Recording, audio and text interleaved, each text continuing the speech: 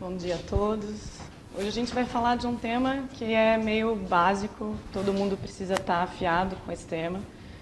Não só dentro do abdômen, mas principalmente dentro do abdômen, que a gente tem a possibilidade de aumentar muito a dose dos nossos exames, dependendo da indicação clínica de cada um. Então a gente vai falar sobre protocolos de tomografia e por que a gente precisa discutir esse tema, principalmente atualmente.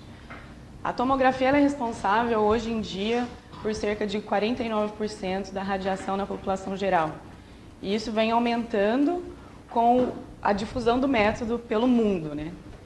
Então a gente, como radiologista, tem uma função de reduzir essa dose, tendo em vista que a radiação é nociva para o corpo humano, pelos seus efeitos estocásticos principalmente, o que aumenta a incidência de câncer na população, de uma maneira que a gente dificilmente consegue mensurar de uma forma matemática, né? Mas com isso também a gente precisa contrabalancear o quanto a gente está perdendo de informação que vai ser essencial para o diagnóstico do nosso paciente. Então a gente sempre precisa contrabalancear a dose de radiação do nosso exame, tentando reduzir ao máximo, com a melhora da acurácia diagnóstica do nosso exame.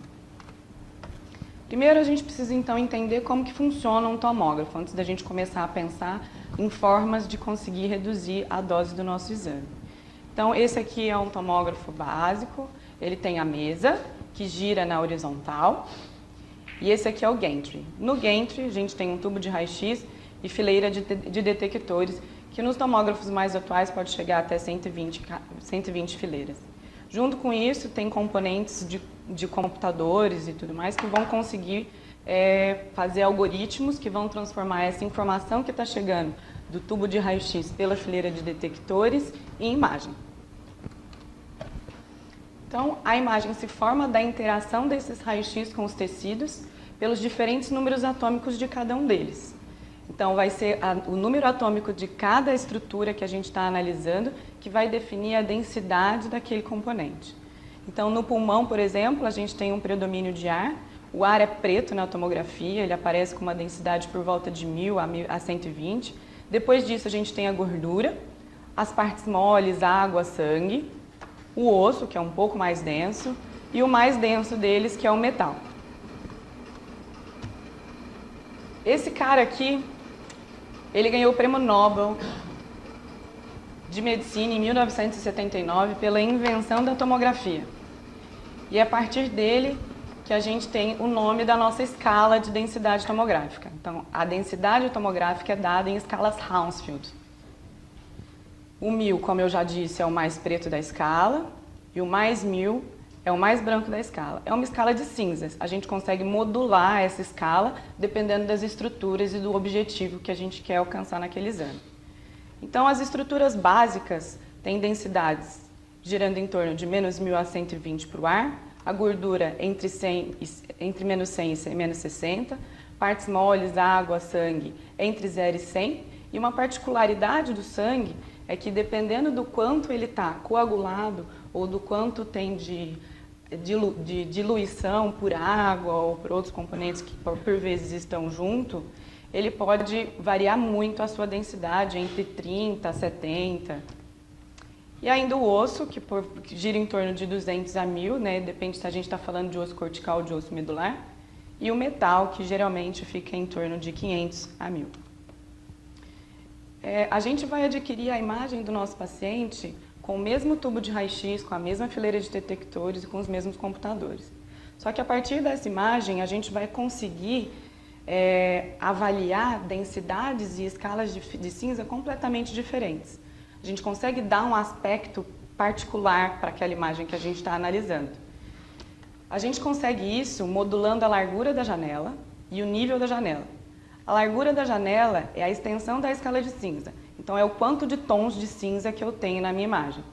E o nível da janela é o número central dessa escala.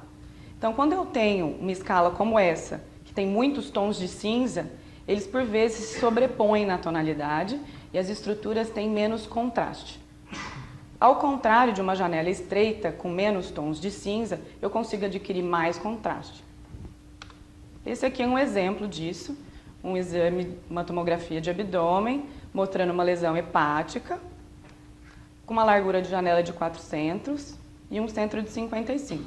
Eu mantive o centro em 55 e só deixei a janela mais estreita, em 200. E a lesão ficou bem mais evidente, mais conspícua. Aqui são os janelamentos básicos. Então, a possibilidade de janelamento é infinita. Você pode fazer combinações do jeito que você quiser. Os janelamentos básicos que a gente usa no abdômen, principalmente a janela de partes moles, tendo em vista que a gente está falando de órgãos ocos e órgãos sólidos. Então, essa daqui vai ser a janela principal que a gente vai usar. Só que a gente também usa a janela óssea para avaliar não só as estruturas ósseas, mas também para detectar calcificações que sejam cálculos renais ou ainda calcificações biliares que podem ser densas. Outra janela que a gente pode utilizar é a janela pulmonar, para a gente conseguir caracterizar a pneumatose intestinal ou ainda pneumoperitônio. Então, quando eu aumento a largura da minha janela, o que acontece? Nada acontece. Eu diminuo o contraste entre as estruturas, eu altero a densidade das estruturas, ou eu aumento o contraste entre as estruturas?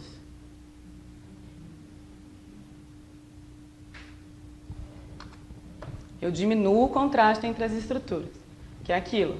Se a gente aumenta a largura da janela, a gente está aumentando os tons de cinza que estão representados naquela janela. Isso faz com que as estruturas tenham menos contraste entre si. Agora, passando um pouco em como que a gente vai descrever os achados que a gente está encontrando na tomografia. A gente está lá, viu uma lesão hepática, o que a gente precisa falar dela? Então, uma das coisas que a gente fala a respeito daquele nódulo que a gente está vendo é em relação à densidade dele. Em relação à densidade de uma estrutura, de um nódulo, de alguma alteração, a gente pode dizer que ela é hiperdensa. Quando ela tem uma densidade maior, ela fica mais branca do que o parênquima adjacente. Quando ela é isodensa, tem uma densidade igual ao parênquima que a circunda, ou ainda quando ela é hipodensa, quando ela é mais preta do que o parênquima que a circunda. A gente pode falar um pouco sobre a natureza dessa lesão, se ela é cística ou se ela é sólida. Um nódulo, para ser caracterizado como sólido, ele precisa ter realce. E o que é o realce? O realce é quando eu tenho uma diferença entre a fase pré e a pós-contraste de pelo menos 20 unidades Hounsfield. Quando uma lesão é cística, ela não tem realce. Ela tem um epitélio que a reveste, e esse epitélio vai secretar mucina, vai secretar líquido, vai secretar o que for, ou até mesmo ela pode sangrar e conter sangue. Mas nenhum desses componentes vai realçar. E o que é o não realce? O não realce é uma variação de densidade do pré para o pós-contraste de 10 unidades Hounsfield. As lesões que ficam entre 10 e 20 unidades Hounsfield, a gente não consegue caracterizar com certeza em relação ao realce. E elas ficam como lesões indeterminadas em relação à natureza cística ou sólida. Em relação à vascularização, a gente pode dizer se uma lesão é hipervascular ou hipovascular. A lesão hipervascular, na fase arterial, ela vai realçar mais do que o parênquima que a gente está analisando. E uma lesão hipovascular vai realçar menos do que esse parênquima. Outra pergunta. O que é necessário para um nódulo ser cístico? Ele precisa ser ovalado, ele precisa ser hipodenso, ele precisa ser hiperdenso ou ele precisa ser avascular? Isso aí, avascular. E agora entrando no tópico da aula, protocolos. Então, a primeira pergunta que a gente deve se fazer é qual a indicação do nosso exame. E por isso aquele questionário que os R1s acho que ainda preenchem. Então, a primeira pergunta, qual a indicação do exame? Muito importante saber história clínica, antecedentes pessoais, tudo aquilo que está no questionário. A gente pode mudar os protocolos mudando parâmetros técnicos, como KV, MAS, PIT. A gente consegue reduzir dose quando a gente altera esses parâmetros. A gente pode diminuir a dose do nosso exame, reduzindo a extensão do estudo para a área de interesse. A gente pode ter vias de administração do meio de contraste diferentes ou fases de aquisição da imagem diferentes. Isso vai aumentar a acurácia do nosso diagnóstico. E a gente ainda pode fazer mão de manobras dinâmicas ou alteração de decúbito. Então, em relação à extensão do estudo, A gente tem o estudo de abdômen total, que vai da cúpula diafragmática até a sínfise púbica. O abdômen superior, da cúpula diafragmática até a crista ilíaca. Ou a pelve, que é a crista ilíaca até a sínfise púbica. Então, quando a gente está falando de manobras dinâmicas, as principais são a valsalva, quando a gente quer avaliar hérnias de parede, mesma coisa que a gente faz no ultrassom. A gente pede para o paciente fazer a valsalva e ver se está protruindo algum conteúdo para onde não deveria. Então, a mesma coisa na tomografia. A gente adquire uma fase pré e depois uma fase pós-valsalva, ou durante a valsalva, né? A gente ainda pode fazer mão do decúbito ventral. Isso é muito importante quando a gente está no console, está perto do exame, o paciente está ali perto da gente, no pronto-socorro, está com uma queixa de litíase urinária e parece um cálculo lá que você não sabe se está na juve, se está na bexiga, e fica aquele vuc-vuc. Você faz mão do decúbito ventral. Coloca o paciente deitado de barriga. Se o cálculo pender, aquele cálculo está na bexiga. Se ele não pender, ele é um cálculo que está na juve. Em relação às vias de administração do meio de contraste, são basicamente 4 na barriga. A gente pode usar o contraste via oral, via retal, endovenoso ou ainda vesical. O contraste via oral, o intuito dele é promover a distensão do estômago e do intestino delgado. Ele pode ser positivo quando a gente usa o contraste iodado diluído, ou ele pode ser negativo quando a gente utiliza água. O contraste iodado, dentro da alça, ele é útil na caracterização de coleções intracavitárias, porque a coleção ela vai ter um conteúdo basicamente líquido, pode ter gás também. Mas esse conteúdo líquido com gás faz a gente se confundir muitas vezes com o que é alça intestinal dentro da barriga. Se a gente dá contraste para o paciente, via oral e iodado, a gente consegue saber o que está dentro da alça e o que está fora da alça. E assim identificar o que é uma coleção e o que não é. Ou ainda a gente pode utilizar o contraste para caracterização de fístulas, porque a gente deu um contraste iodado, aquele contraste é para estar dentro da luz da alça, só que por vezes pode ter fístula ou da própria alça com a cavidade ou da alça com outros órgãos. Então vai ter a passagem do contraste da alça ou para a cavidade ou para esse órgão que a gente está querendo ver. O contraste negativo, ele é utilizado quando a gente quer identificar as lesões parietais, ou ainda caracterizar estenoses, ou ainda ver o realce da parede. Tudo isso a gente consegue fazer com um contraste que é água, né? Parece bem básico, bem besta assim, mas se a gente dá contraste via oral num paciente que a gente quer caracterizar a parede da alça, a gente atrapalha completamente tudo.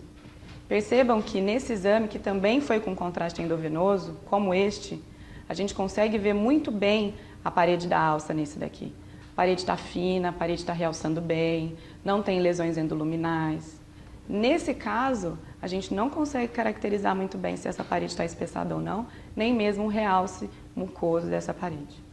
Então é muito importante, quando a gente estiver pensando em lesões parietais, estenoses ou ainda realce da parede, não fazer contraste iodado diluído.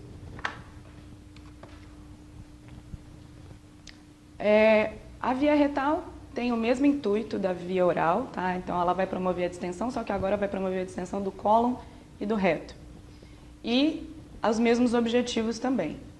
Uma coisa diferente de indicação que a gente pode se fazer mão do contraste via retal é na suspeita de apendicite, principalmente naqueles pacientes que a gente já prediz que vão ser apêndices difíceis de serem encontrados. Esses pacientes, no geral, são crianças ou pacientes muito magros, idosos. O contraste via retal, ele vai chegar no seco e vai contrastar o apêndice. E a gente consegue identificar ele muito mais facilmente. O contraste vesical a gente usa bem menos do que esses outros, tá? Mas eles são úteis na caracterização de massas, fístulas ou ainda em casos de traumas vesicais, quando você está suspeitando de rotura de bexiga ou até mesmo de rotura do sistema coletor. E por fim, o contraste EV. Enfim, a gente vai usar o contraste EV para avaliar qualquer lesão em órgão sólido, para avaliar a parede do trato gastrointestinal e do sistema coletor urinário e da bexiga, e ainda avaliar estruturas vasculares, tanto venosas como arteriais. Contraste VO positivo. Ele melhora a caracterização de lesões parietais, ele melhora a visualização da parede da alça, ele é útil para a identificação de fístulas entéricas ou nenhuma das anteriores. Então, a gente já respondeu isso agora. Ele é útil para a identificação de fístulas entéricas. Não quero que vocês se esqueçam isso, hein? Eu já fiz esse erro e é terrível. Em relação às fases de aquisição, a gente tem basicamente 4 fases, na realidade. A fase sem contraste, a fase arterial, a fase portal e a de equilíbrio ou tardia. Então, a fase pré-contraste é essa fase aqui. Nenhuma estrutura realça, não tem realce nos vasos. A fase arterial, a gente já consegue ver contraste nas artérias. Os órgãos já começam a ficar perfundidos. E a gente pode ter um pouco de contraste na porta. A porta começa a contrastar no final da fase arterial. O tempo de aquisição da fase arterial é em torno de 15 a 40 segundos. A fase portal, a gente adquire com 70 a 120 segundos. A porta já está realçando completamente e posso ter algum realce nas veias hepáticas. E a fase de equilíbrio, ou tardia, em que os órgãos já estão lavando o contraste, as veias hepáticas estão realçando plenamente, e tem aplicações que a gente vai comentar já já. Para a gente tentar melhorar um pouco mais, porque vocês percebem que a faixa de contrastação de cada fase ela é um pouco ampla. A gente pode conseguir melhorar um pouco mais os nossos protocolos, não só falando que a gente quer uma fase arterial, mas que a gente quer uma fase arterial com 30 segundos, que a gente quer uma fase arterial com 40 segundos. E por que isso é importante? Isso é importante principalmente quando você sabe o que você está procurando. Você sabe que você está suspeitando de, por exemplo, uma lesão pancreática, que tem um pico de realce de 40 segundos. Essa lesão pancreática, se você estiver suspeitando de um adenocarcinoma, que é uma lesão hipovascular, o pâncreas vai realçar inteiro com 40 segundos, e essa lesão hipovascular vai ser melhor caracterizada nesse pico de realce, porque é onde ela vai ter o maior contraste entre essa lesão que é hipovascularizada com o parênquima ao redor, que está no máximo de contrastação. Se eu estiver falando de uma lesão hipervascular, por exemplo, hepática, o pico de realce do fígado é em torno de 60 a 70 segundos. Se eu adquiro a minha imagem a minha imagem com 60 a 70 segundos só e eu quero caracterizar uma lesão que é hipervascular, o parênquima que está no pico de realce vai obscurecer essa lesão hipervascular. Então, eu quero adquirir essa imagem antes do pico de realce, para eu conseguir caracterizar melhor essa lesão. No trato gastrointestinal, por exemplo, se eu estiver pesquisando isquemia intestinal, o tempo ótimo para avaliar isso é 50 segundos. Aqui é um diagrama do Radiology Assistant, na verdade, que eu peguei emprestado, porque eu achei muito didático. Não são exatamente os protocolos que a gente usa aqui, tá? Na verdade, ele não fala de protocolos específicos, mas sim do que a gente pode procurar em cada fase do exame, tá? Os protocolos específicos eu optei por não colocar inteiros na aula, uma para não ficar maçante, para não ficar repetitivo, que eu sei que vocês já tiveram essa aula esse ano, né? Então, a fase sem contraste, ela é útil para caracterização de cálculos e calcificações, adenomas adrenais. A gente vai decidir se a gente contrasta um exame ou não quando é pesquisa de um nódulo adrenal com base na fase sem contraste. Se esse nódulo adrenal tiver uma densidade baixa, menor do que 10 unidades Hounsfield, isso quer dizer que ele é um nódulo com alto teor de gordura. E isso é muito sensível e específico para adenoma adrenal. Nesses casos, a gente não precisa passar para as fases subsequentes contrastadas. Também na avaliação da esteatose hepática, a fase sem contraste é útil. A fase arterial, ela se divide em arterial precoce, com 15 a 20 segundos, é uma fase vascular, então a gente tem realce nas artérias, e a gente consegue então caracterizar sangramentos arteriais, aneurismas e dissecções.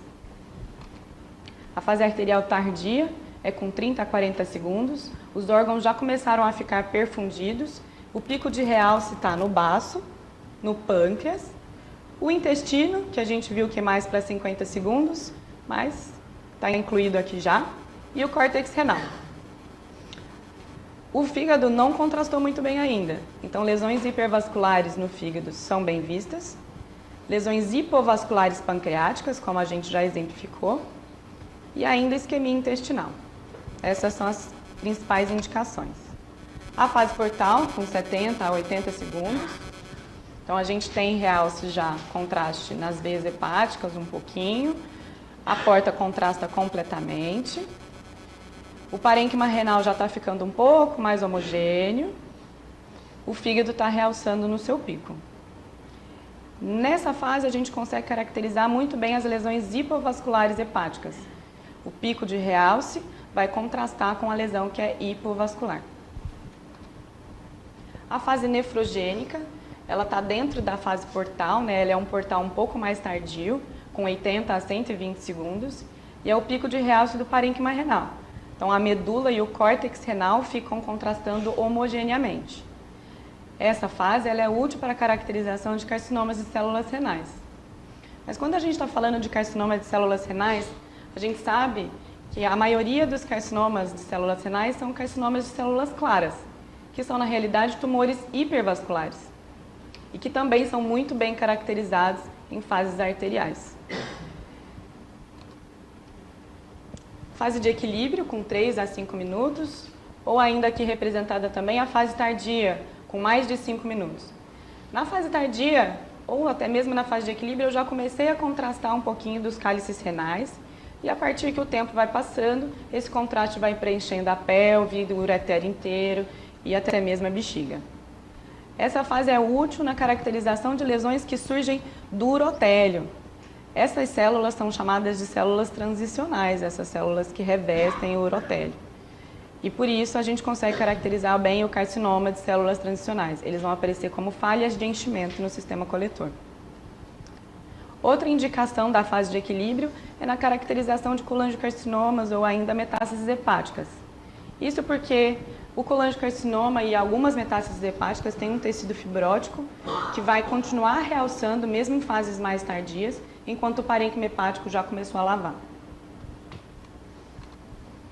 Aqui é um resumão de todas as fases que a gente tem, são muitas mesmo, mas o intuito disso tudo é reduzir a dose do paciente e entregar para ele um exame mais acurado e menos nocivo.